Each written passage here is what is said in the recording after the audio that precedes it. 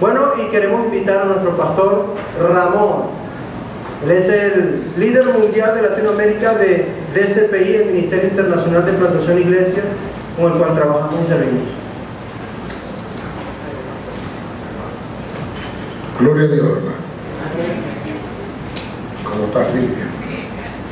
Gloria a Dios, hermano. Qué bueno estar aquí, ya terminando la jornada del domingo. Buena jornada esta. 3 cultos temprano y se nos echaron a perder los aires, pero gloria a Dios, hermano. Más calor hay en el infierno y nosotros no estamos ahí. Gloria a Dios, porque no estamos ahí, ni vamos a estar tampoco. Gloria a Dios. Bueno, hermanos, quiero hablarles un poquito hoy, sabiendo que este auditorio es un poquito más joven, con excepción de algunos que tienen espíritu joven, ¿verdad, hermano? Gloria a Dios. Pero voy a hablarles sobre el desarrollo personal del líder. ¿Qué debe hacer el líder para tener un desarrollo personal? El primer texto que quiero citar está en Salmos 34:4. Búsquelo, hermano, por favor.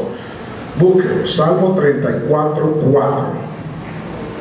El Salmo 34:4 dice: busqué a Jehová y Él oyó y me libró de todos mis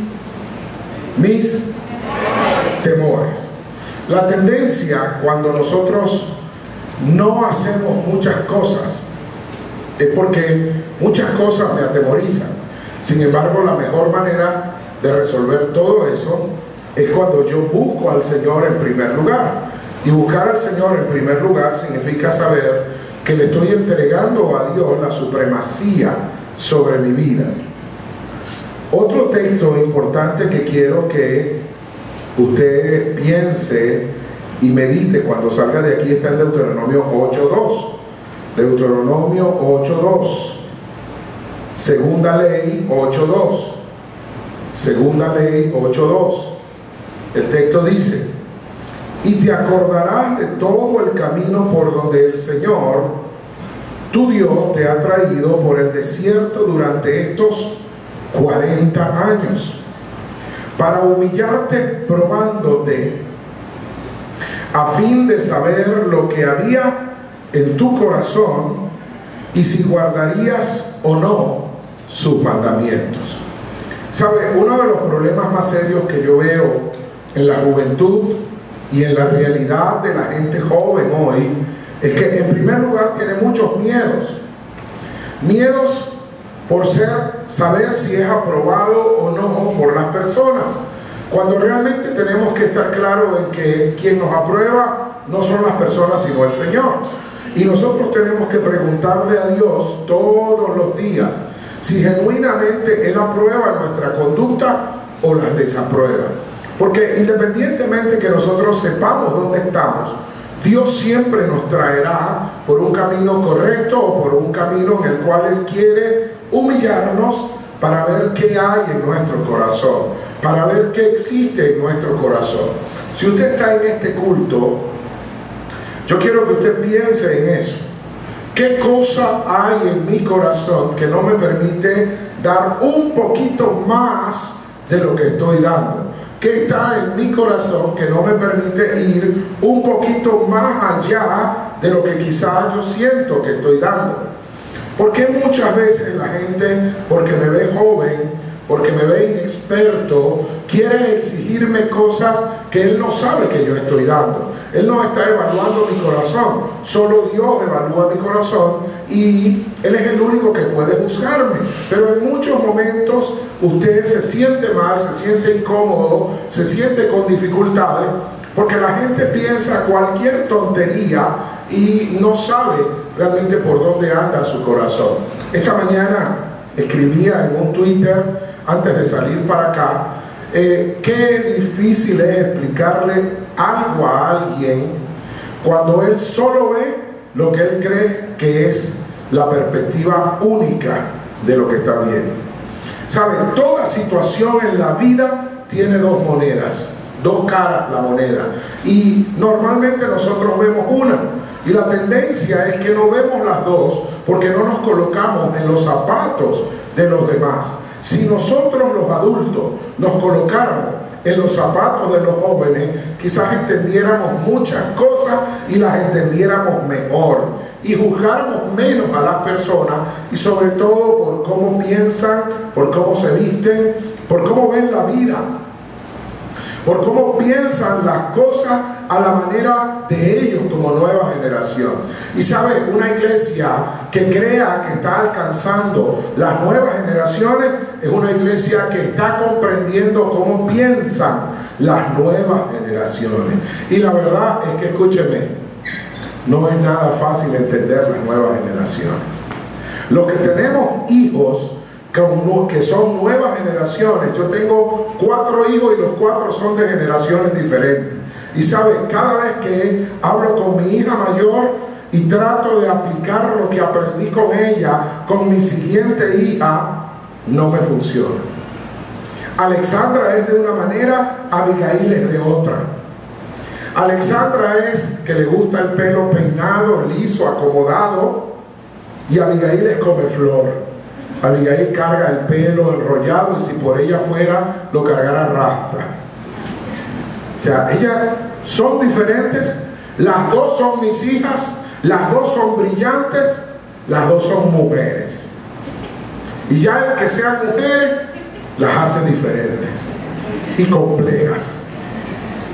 Porque empezando, la mujer es algo muy difícil de comprender. Un amigo mío decía que las mujeres nacieron para amarlas, no para comprenderlas. Así que no trate de comprender cómo piensan las mujeres, ni menos sus hijas. Hermano, olvídelo. Como papá, lo menos que tú puedes hacer es cuando tu hija tiene un problema, tú comiences a hablarle a ella como si la entendiera. Hermano, no entiendes nada de lo que está viviendo. No entiendes ni cómo piensa, ni cómo analiza, ni por qué se enamoró del bicho de uña de quien se enamoró. Olvídelo. Usted no va a entender eso. ¿Qué debe hacer usted? Enseñar, modelar, caminar con ella. Si es posible, haga silencio.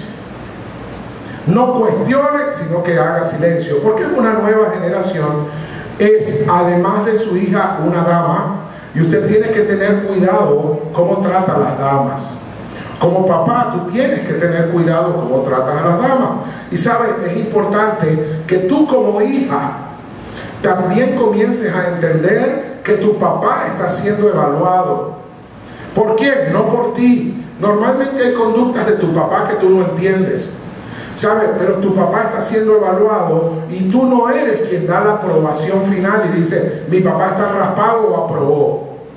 Es Dios quien dice si tu papá está en lo cierto o no está en lo cierto. Así es que por eso es importante entender lo que dice Deuteronomio 8:2. Deuteronomio dice, y te acordarás cuando el problema haya pasado, y te acordarás el camino por donde el Señor tu Dios te ha traído por el desierto durante estos 40 años para humillarte, probándote a fin de saber lo que había en tu corazón y si guardabas o no sus mandamientos.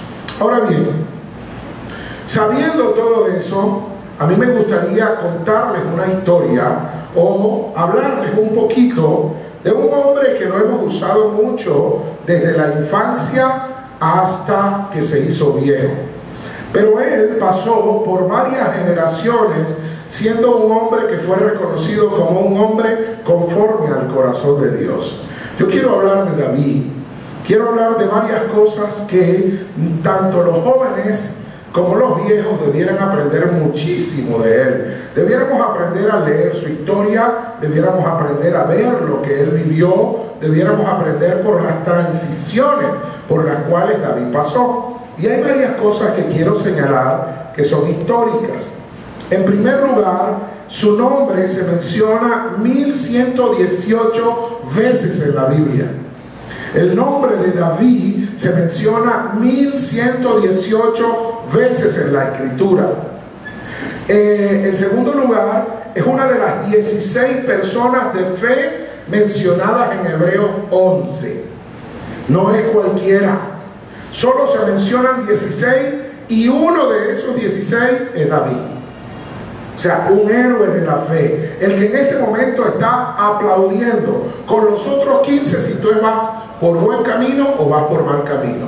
O sea, si estás escuchando un aplauso sobresaliente entre los 16, posiblemente sea el de David. Quien te está diciendo, yo también me equivoqué. Quien te está diciendo, yo también pequé. Quien te está diciendo, yo también fui joven. Quien te está diciendo, también fui valiente. Quien te está diciendo, también me escondí. Quien te está diciendo, también fui tildado como rebelde. Quien te está diciendo, también hice locuras de danzar y una mujer me juzgó porque se me vieron casi totalmente la desnudez. Hizo cosas que solo los jóvenes saben hacer. Hizo cosas que solo los jóvenes pueden hacer. Pero David está en la lista de los 16 como héroes de la fe. Otro elemento que es importante ver es que viene de una familia más o menos grande. Tuvo 2 hermanas y él era el menor de 6 varones. O sea, él sabe lo que es tener hermanos, él sabe lo que es tener hermanas. O sea que David sabía tratar a las mujeres, no porque él tenía experiencia, sino porque tenía 2 hermanas. Y todo aquel que tiene hermanas sabe lo complejo que son las hermanas. Todo aquel que tiene hermanas sabe lo difícil que es cuando las hermanas saben que él como hombre tiene una novia y a la hermana no le gusta la novia. No hay nada más complejo en eso, porque siempre le consiguen los defectos a las muchachas que a los varones les gusta. Y sabe, es muy complejo, porque los que tienen hermanas son los únicos que saben qué cosas hacer y qué cosas no hacer. Saben cómo molestar y cómo no molestar. David lo sabía. Pero además de eso, David tenía algo característico que muchos de ustedes, los jóvenes, tienen, y los que no son tan jóvenes, que han pasado por allí, lo tienen. Aprendió a componer cánticos, y además de eso, normalmente vivía un romanticismo constante con las estrellas. David se tiraba en el Parque del Este de noche a mirar al cielo y a contar las estrellas. O sea, David era un romántico. Quizás le gustaba alguna canción de esas que a usted le gusta. Qué sé yo, ¿cuál le gusta a usted? No me vaya a decir que solo Jesús Adrián, porque yo estoy seguro que usted escucha otras que no son de Jesús Adrián. Quizás usted escucha todavía alguna canción de esas regadas que quedan por allí de Frank Quintero, o que les gusta alguna. ¿Cómo que se llama el otro? ¿Cómo? Noel Chávez, el que era de ¿cómo que se llama el grupo ese? A ver. Sin Bandera. ¿Vieron que sí saben? Sí saben. O sea, son románticos y están siempre pensando en si les gustó o no les gustó. ¿Sabes? La verdad es que David también era humano. Igual que cada uno de nosotros es humano. Igual que cada uno de nosotros puede estar hoy bravo con mamá, o puede estar contento con papá, o bravo con papá y bravo con mamá, o feliz. Y usted no sabe cuando un joven está muy bravo, cuando está muy contento, o no sabe cómo tratarlo muchas veces. Porque tiene tantas inconstancias que uno no sabe cuándo está en la verdad de Dios, o cuándo es capaz de juzgarle por decir, ese muchacho como que está endemoniado. Y sabe, no está ni endemoniado, ni el que tiene un toquecito suelto, un tornillo suelto en la cabeza. Es joven. Y los jóvenes piensan diferente. Los jóvenes analizan las cosas de manera diferente. Pero no porque analicen las cosas de manera diferente, no son exigidos por la verdad de Dios. La verdad de Dios los va a exigir y les va a demandar. Y les va a demandar mucho más de lo que los demanda a nosotros. Porque ya nosotros los adultos y adultos casi ancianos vamos en la curva de decrecimiento. Ellos van en la curva de crecimiento y van elevándose, por tanto tienen la obligación de buscar a Dios en la juventud. Y saben, otro detalle en la vida de David es que él aprendió a componer cánticos y a entonarlos solo para Dios. Pero además, su tatarabuela también era como quizás la tatarabuela de usted, una gentil. Y más que una gentil, una persona que no tiene a Cristo.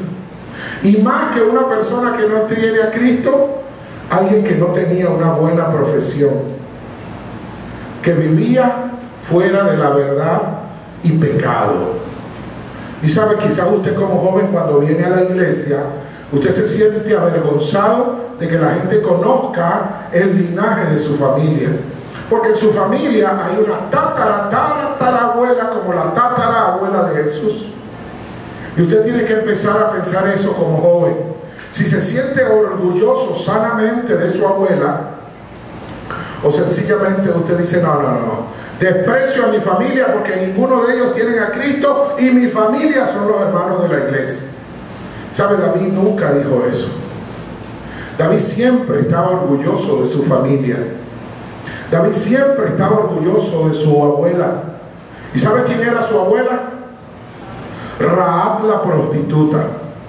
Y también es una de las 15 que restaba para ser miembro de ese especial grupo que llaman héroes de la fe. Y saben otros detalles en la vida de David que fueron resaltantes. Había sido bastante sensible a lo que Dios estaba diciendo. Muy joven, Dios lo llama para servirle a Él. Sin embargo, Él fue muy sensible para olvidar que Él era un joven, para olvidar que Él estaba ocupado en otras cosas, para pensar que no importa que fuera joven, pero Él quería servir a Dios. Algunos de los jóvenes vienen al tercer culto del domingo. No son como ustedes. Ustedes a veces vienen al tercer culto y a veces vienen al primero. Algunos vienen al tercero porque se levantan más tarde. Y se levantan más tarde porque se acostaron muy tarde. Porque tienen los horarios invertidos. ¿Sabes? Si yo viviera en Caracas, quizás viniera igual que ustedes al tercer culto. Porque yo tengo los horarios invertidos. Yo duermo muy tarde y me es muy difícil pararme a las 6 de la mañana para estar listo a las 8 y venir al culto. Y eso no diría que yo soy negligente o soy flojo. Eso diría que yo tengo los horarios invertidos. Yo puedo durar hasta tarde despierto, pero no me exijan que me pare temprano porque no lo voy a hacer. Y eso no quiere decir que yo sea flojo, repito. Así es que si alguno de los que está aquí le han dicho que es flojo, porque viene al tercer culto, ¿sabe? Yo te quiero decir hoy, en esta tarde, que no te sientas mal, a mí también me lo diría. Porque yo no vendría al culto de la mañana. Yo vendría al culto de la tarde después que he desayunado, después que he lavado la ropa que he ensuciado en la semana, después que he ayudado a mamá a preparar el desayuno, después que he hecho todo lo que me corresponde hacer. Amén. Porque yo sé que después que salga de aquí voy a salir tan lleno de la presencia del Señor que voy a llegar a casa y solo voy a adorar a Dios. Gloria a Dios, hermano. Aleluya.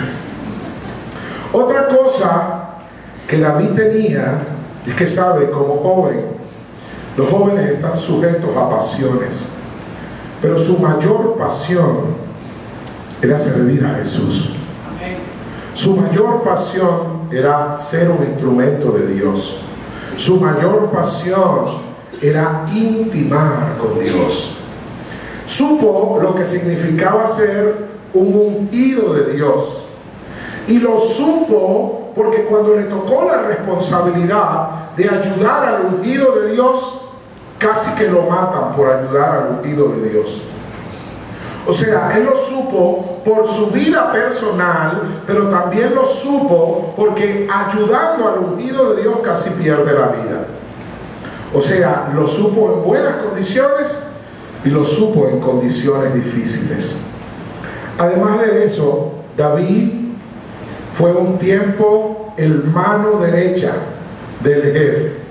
O sea, para que David llegara a ser el rey, tuvo que ser el ayudante.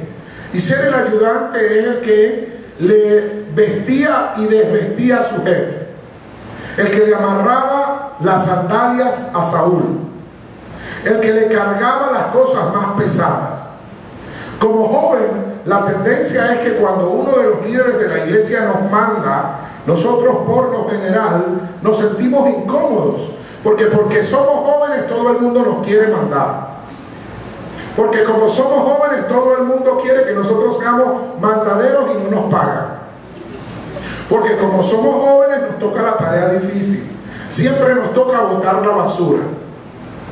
Siempre nos toca recoger lo que otros no recogen. Siempre nos toca ir al lugar que es más lejos cuando los más viejos van al más cerca.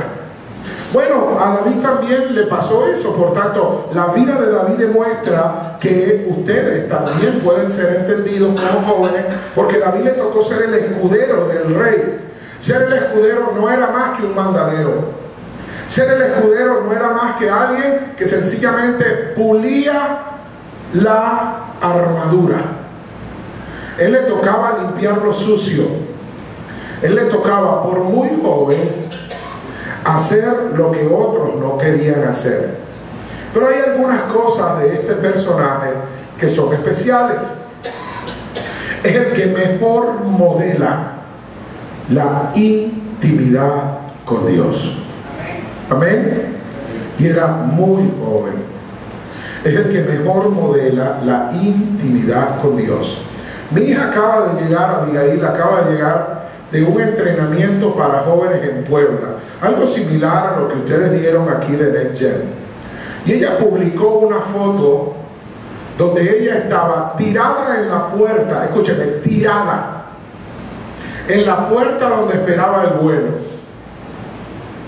Y yo la conozco, yo sé que cada vez que ella se tira en una alfombra, se va a dormir. Ella estaba sola, con una mochila y una tablet comunicándose, pero se quedó dormida. Cuando le pregunté que por qué se tiraba en la alfombra y se quedó dormida, ella me dijo algo bien particular. Me dijo: papá, tú me has enseñado que cuando no podamos hacer nada, lo mejor que podemos hacer es descansar en Dios. El vuelo tenía un atraso de 4 horas y yo estaba cansada. Y lo mejor que yo pude hacer es buscar el mejor lugar para dormir y dormir descansando en Dios. ¿Sabe? Faltando 15 minutos para montarse en el avión, se le cayó el celular y se despertó.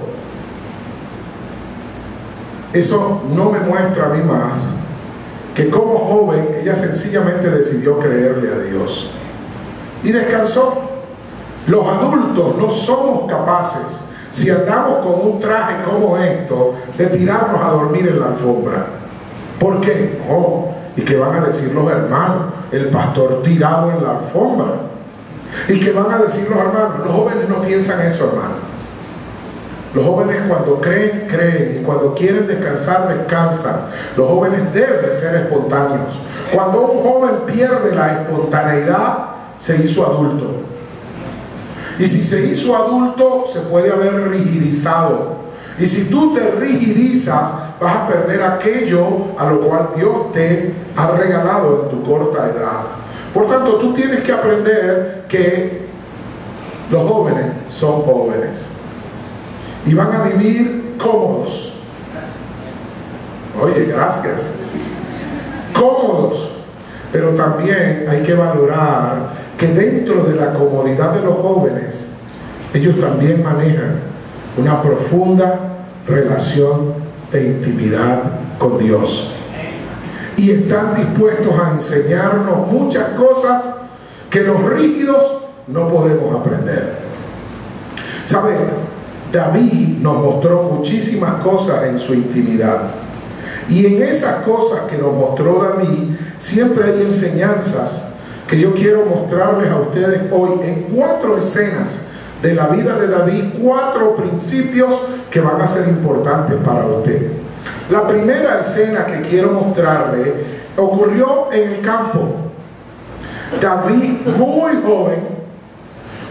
joven, estaba en el campo cuidando las ovejas de su papá. O sea, David estaba haciendo algo que no era de él, era de su viejo, era de su papá. Y mientras estaba cuidando las ovejas, dice que él estaba allí como joven, era bien humilde, él no sabía hacer nada más, solo era un pastor de ovejas. Él no tenía orgullo.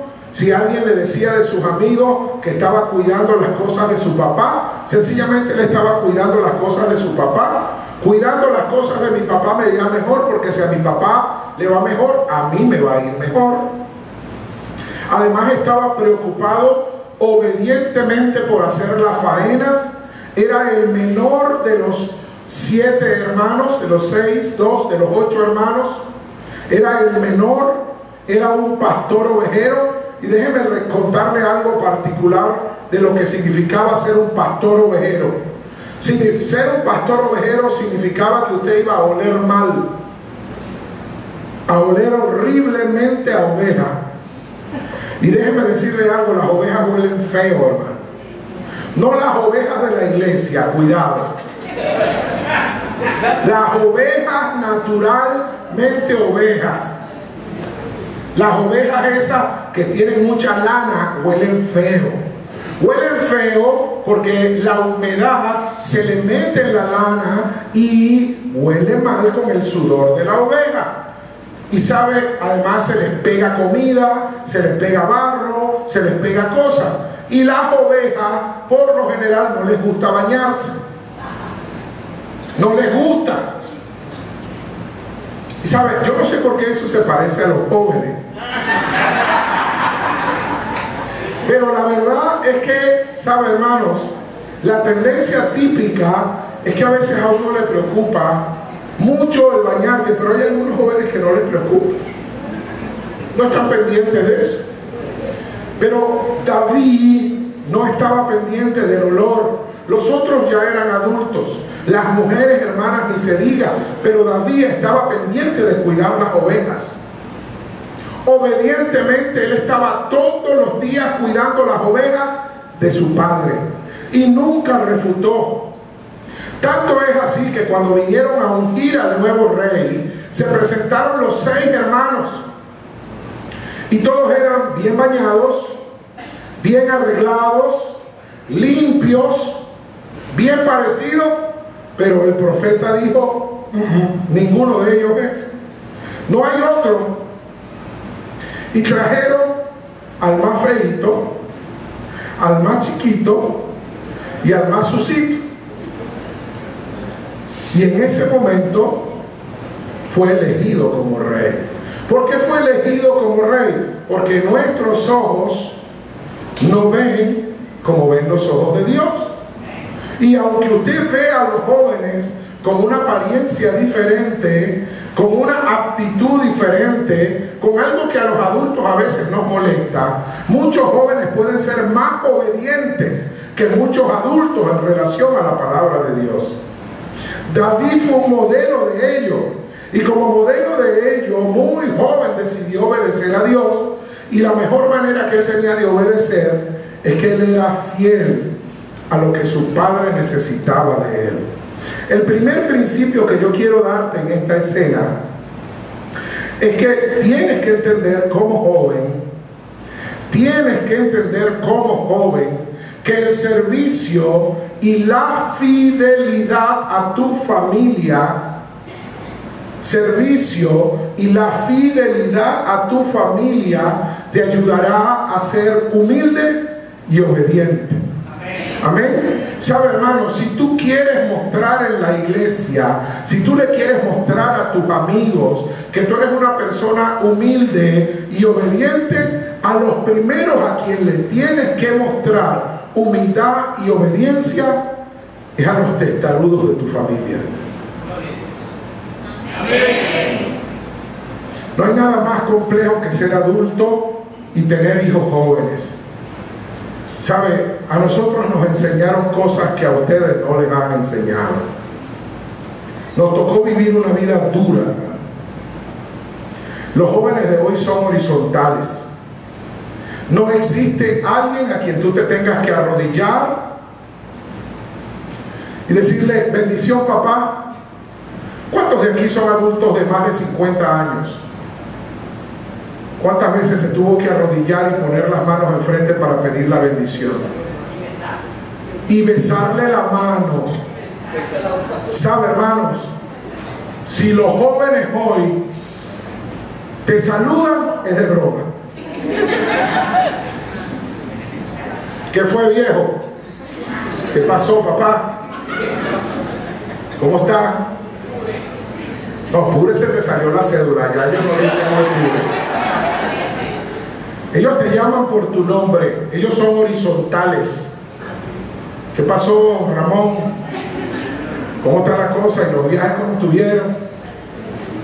Ya va. ¿Yo jugué pelota contigo? Sí, cuando yo estaba chiquito jugaba pelota conmigo. ¿Sabes? Es importante recordar como adultos que tus hijos, tus sobrinos, los jóvenes que vienen a la iglesia como nuevos, no tienen la enseñanza que tú tuviste. No le exijas a ellos algo que no viven. Exígeles a ellos lo que Dios les exige. Y lo primero que Dios les exige a ellos es que sean obedientes y fieles a su familia. Y ellos son obedientes y deben ser obedientes y fieles a su familia a su manera, no a la tuya. A su manera. ¿Sabe, hermanos? La primera vez que mi hijo a los 12 años me dijo que se iba a hacer un tatuaje, yo le dije: tú lo que estás es loco, man. Pero yo le dije a él que me dijera las razones bíblicas y de trascendencia que él tenía para hacerlo. Bueno, él lo hizo.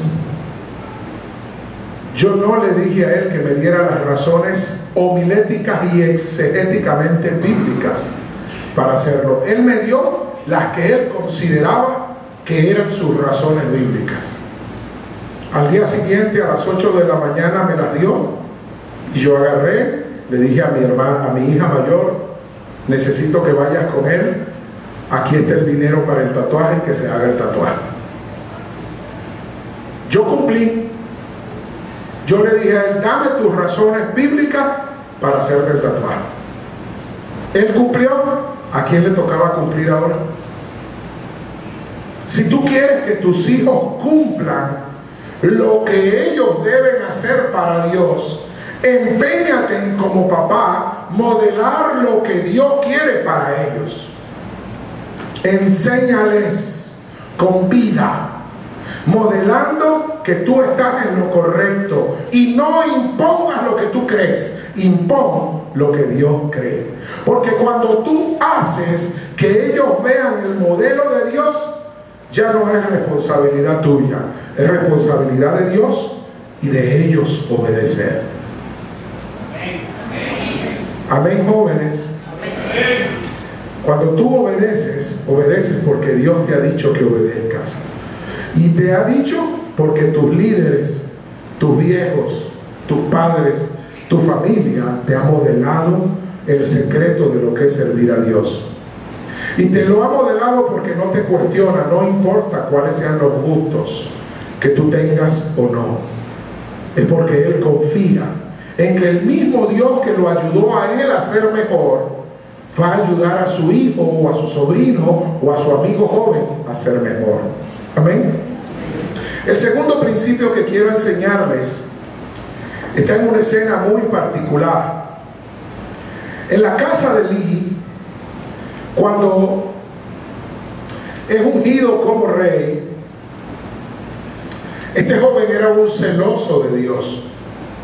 Y como celoso de Dios, se enfrentó a un gran gigante que estaba desafiando a Dios. Estaba desafiando a Dios. Y cuando estaba desafiando a Dios y al pueblo que seguía a Dios, este joven inexperto, imberbe, se arma de valor para decirle con una fuerte indignación al gigante: ¿quién es este incircunciso que osa meterse con el Dios de los cielos? ¿Sabe, hermanos? Una característica que tenemos que entender, que la nueva generación tiene, y la nueva generación tiene que entender, es que las anteriores generaciones vivían metidos en miedos y temores. La nueva generación no tiene miedo a nada. La nueva generación viaja con $100 a cualquier parte del mundo. La nueva generación viaja sin dinero. La nueva generación no necesita maletas, necesita una mochila. Y si no está la mochila, alguien en donde llegue le va a prestar ropa. ¿Sabe? La nueva generación no ve barreras. La nueva generación ve posibilidades cuando nosotros vemos imposibilidades. Cuando ya tú comienzas a ver las imposibilidades, estás viejo. Estás envejeciendo, hermano.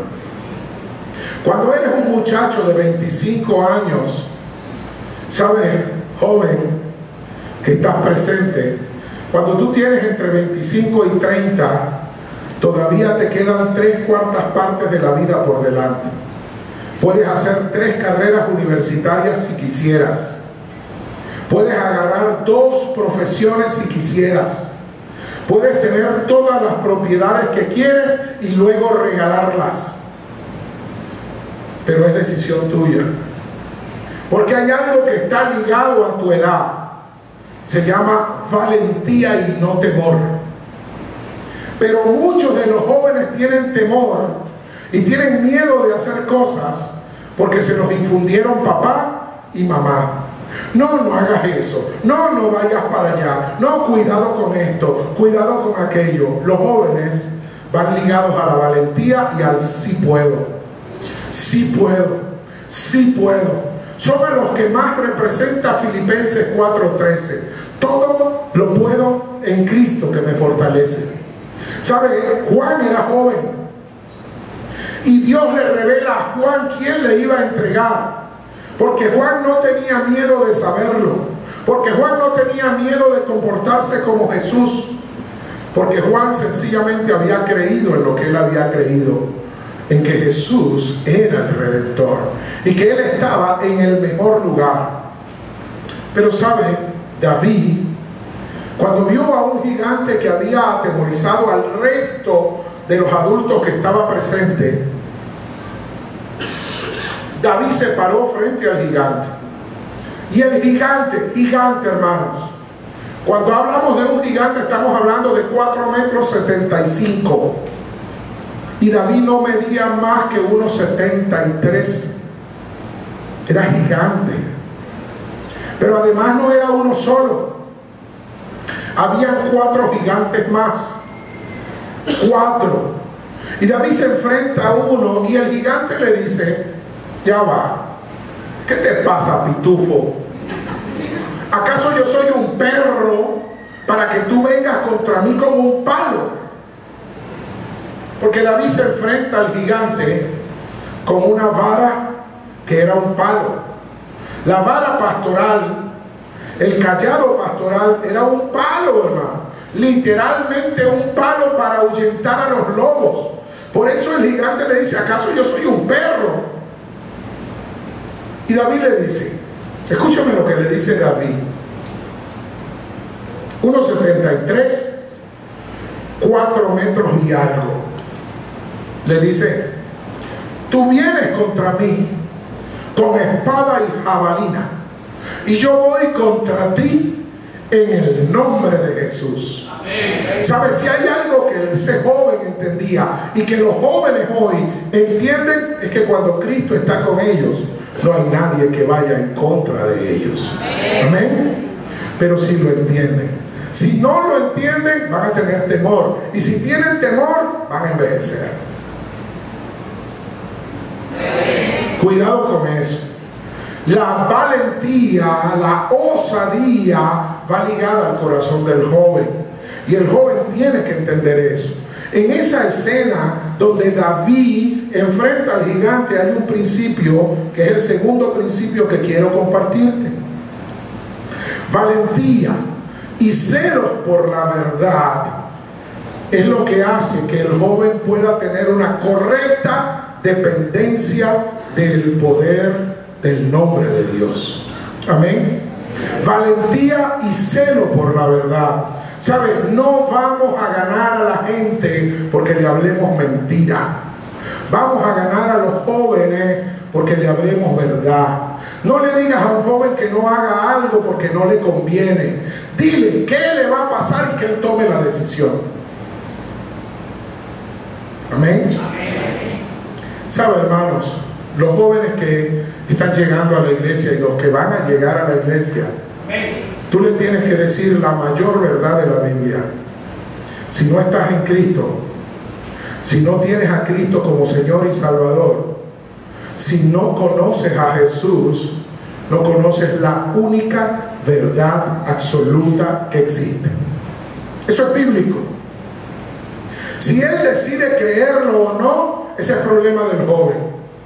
Pero no le digas al joven que para él poder ser un buen hombre, él tiene que cambiar su manera de vestir. No le digas al joven que para él poder ser un buen hombre, él tiene que cambiar su manera de peinarse. No le digas al joven cosas que no son bíblicas. Dile al joven lo que es bíblico. Y lo que es bíblico es que Cristo vino a esta vida para salvar también a los jóvenes de la edad, cualquiera que sea ese joven. Y cualquiera que sea la manera de vestirse, y cualquiera que sea la manera de peinarse. Dios vino a sanar al joven no por su vestimenta, Dios vino a salvar al joven por su corazón. Y tú tienes que hablar la verdad. El joven necesita que se le hable verdad. Pero si tú le hablas mentira, el joven no va a creer. La tercera escena que quiero compartirte se ejecuta en el palacio del rey. El palacio del rey. David está tocando el arpa. Y mientras tocaba el arpa, Saúl estaba estable. Pero cuando Saúl dejaba de tocar el arpa, David dejaba de tocar el arpa, Saúl se endemoniaba. Entonces, por tocar el arpa, que fue un don de Dios, que fue un regalo de Dios, la presencia de Dios se manifestaba y el demonio se iba. ¿Sabes, siervos, jóvenes que están aquí presentes? Nuestra generación no era artística. Nuestra generación estaba dada al logro. Profesiones que logres te producen dinero. La generación de jóvenes son dados al arte, a la música, a crear cosas nuevas. ¿Sabe? Ellos viven con un pan y un refresco. Nosotros no vivíamos con un pan y un refresco. Nosotros teníamos que ser mejor porque queríamos ser mejor que mamá y papá. Pero esta generación de jóvenes con arte viven.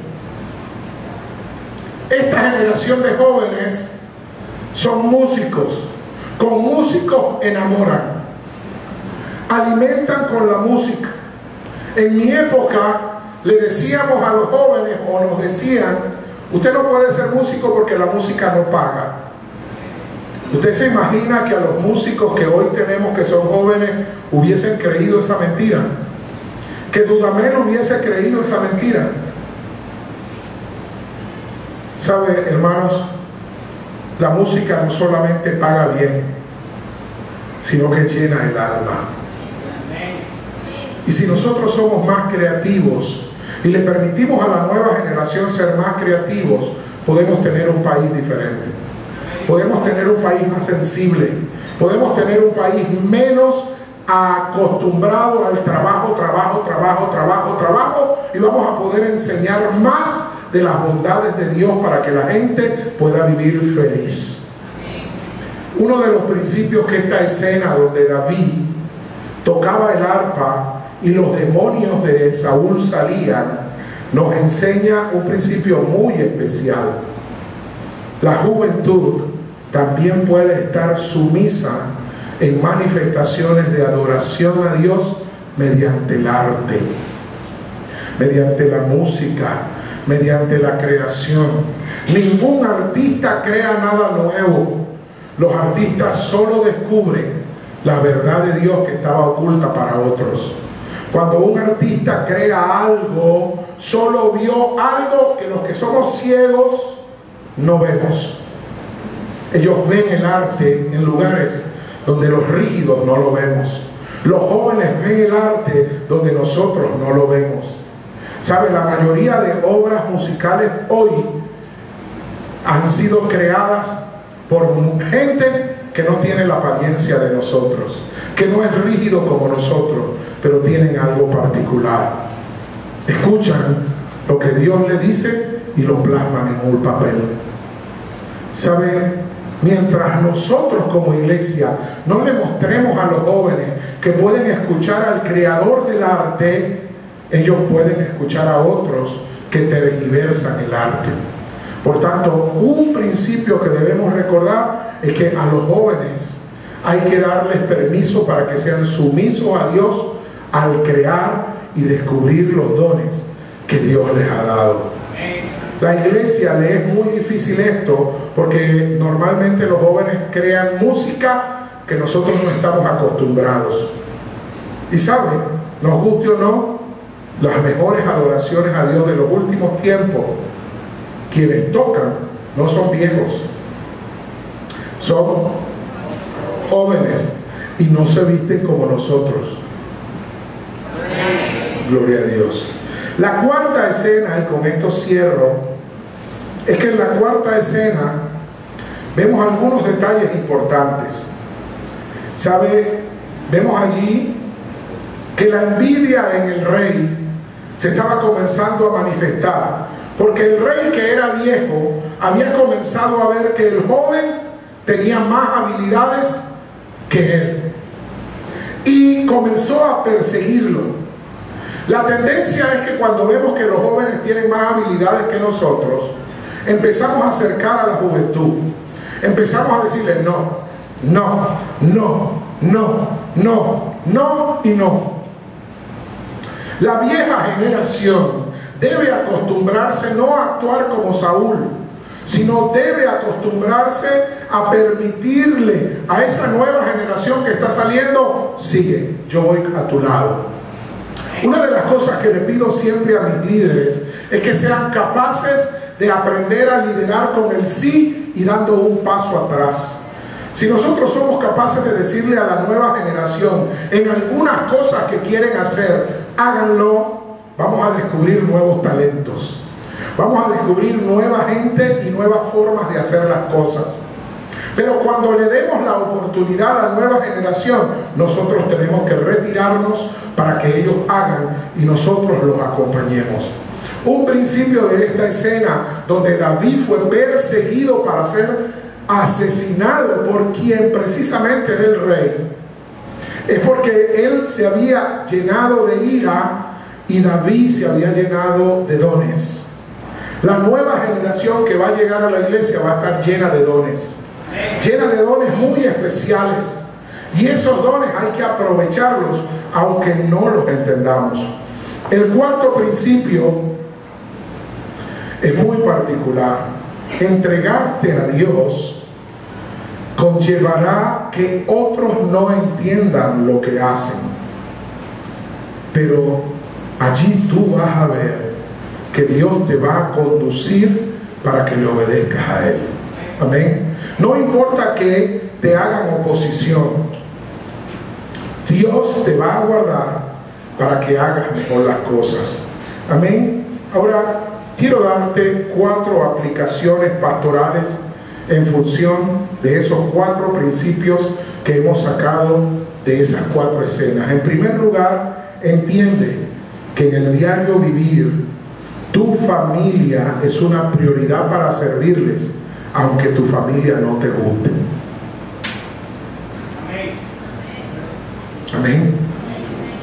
Tu familia es una prioridad para servirles, aunque tu familia no te guste, hermano. Yo sé que estás aquí como joven. Yo sé que tienes una familia. Si eres cristiano y asistes a esta congregación, hay algunas cosas de tu familia que no te gustan y tú prefieres estar aquí que estar con ellos. Posiblemente no estás en la iglesia y estás viniendo por primera vez.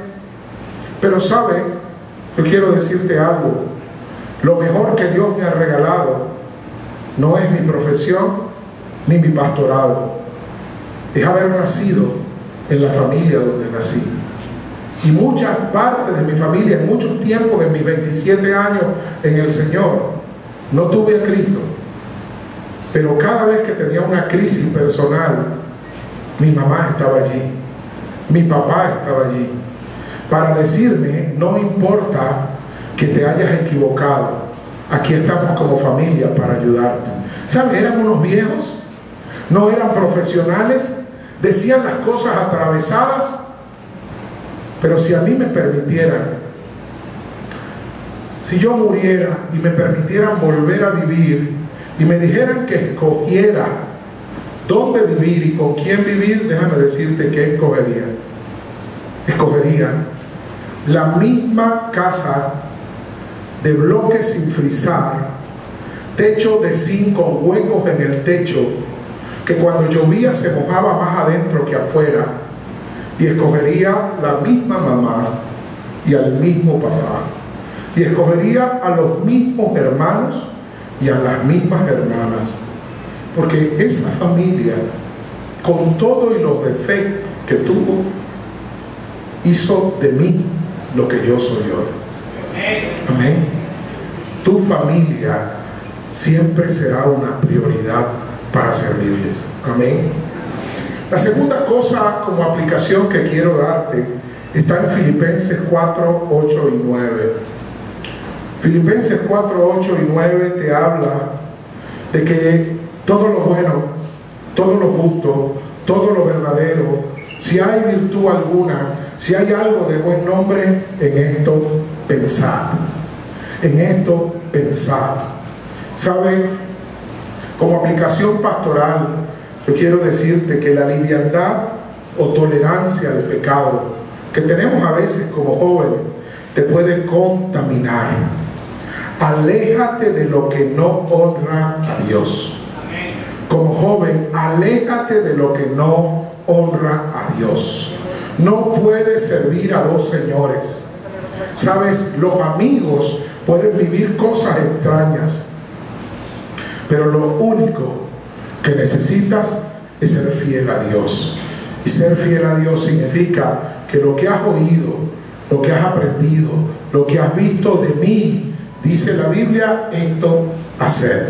Y el Dios de paz guardará vuestros corazones. ¿Sabe, hermanos? Necesitamos ser fiel.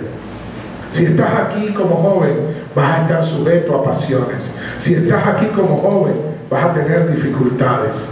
Pero Dios ha prometido que estará allí para ayudarte si tú te mantienes en santidad y si nosotros los adultos somos capaces de ayudar en vez de condenar. Amén. Como tercera aplicación, tu mejor actitud ante la vida es creer que Él controla tu vida. Es creer que Él controla tu vida. Nada está fuera del control de Dios, aunque tú no lo entiendas. Amén. Y por último, la cuarta aplicación pastoral que quiero dejarte, tanto a ti como joven como a ti como adulto, es que hagas morir el pecado en ti.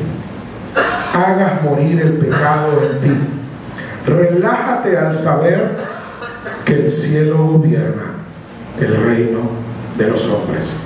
Relájate al saber que el cielo gobierna el reino de los hombres. Ponte de pie. ¿Saben, hermanos?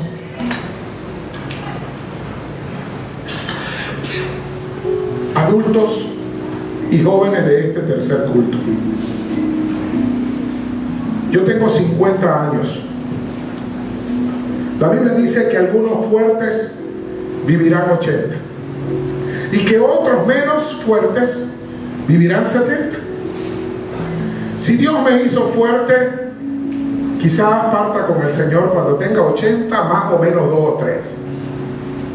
A lo mejor duro más, pero quizás no soy tan fuerte y el Señor me lleva a los 70. Yo voy a pensar en un promedio a los 75 si Él no ha venido antes. Eso significa que me quedan 25 años de vida. Yo nací en una generación muy diferente a la de algunos de ustedes. Vengo de un hogar quizás muy parecido al de algunos de ustedes. Pero hay algo que sí sé que Dios hizo en mi vida. Todos los días yo tenía que levantarme para decir, hoy las cosas van a ser mejor. En ese momento yo creía que era un pensamiento positivo. Y yo me lo decía todos los días, hoy las cosas van a ser mejor. Vengo de un barrio en Barquisimeto llamado Pueblo Nuevo, zona roja de Barquisimeto.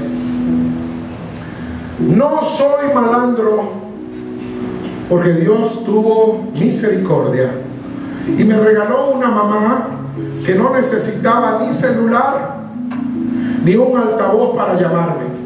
Cuando ella me veía en la esquina que estaba a punto de prender un pito de marihuana, yo no sé cómo Dios le avisaba, no lo sé cómo le avisaba, pero le avisaba. Y ella pegaba un grito que antes de que ella terminara de decir Ramón Alexis, yo estaba parado enfrente de la cara de ella diciéndole, aquí estoy, mamá. Y ay, si yo me atrevía a decirle, no me grites delante de los demás. Si yo me atrevía a decirle, no me grites delante de los demás, yo no sé cómo mi mamá sacaba la mano derecha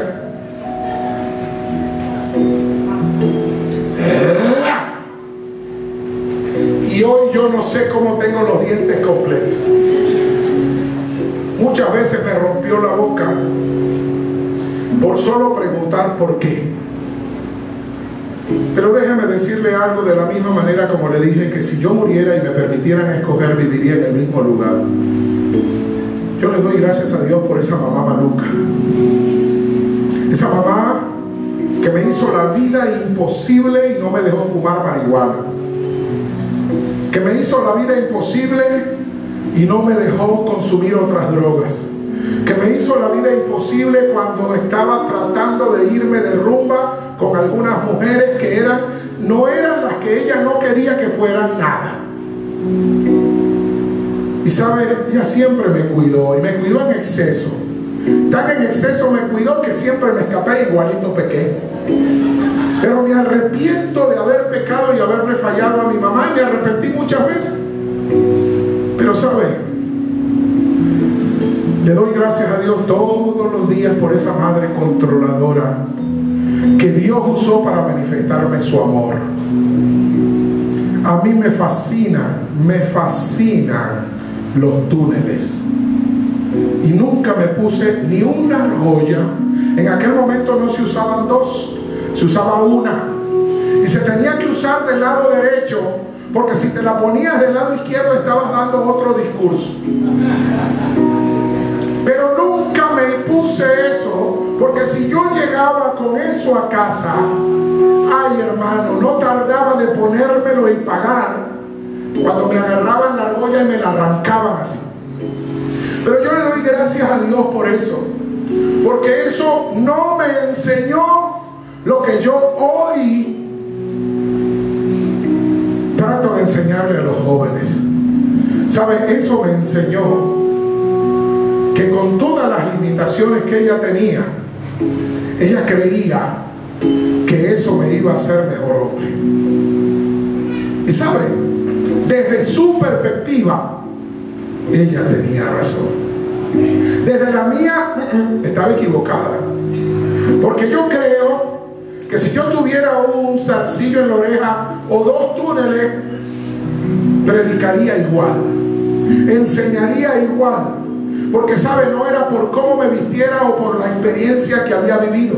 Era porque Dios me iba a escoger y me había escogido desde el vientre de ella para que yo le sirviera a Él.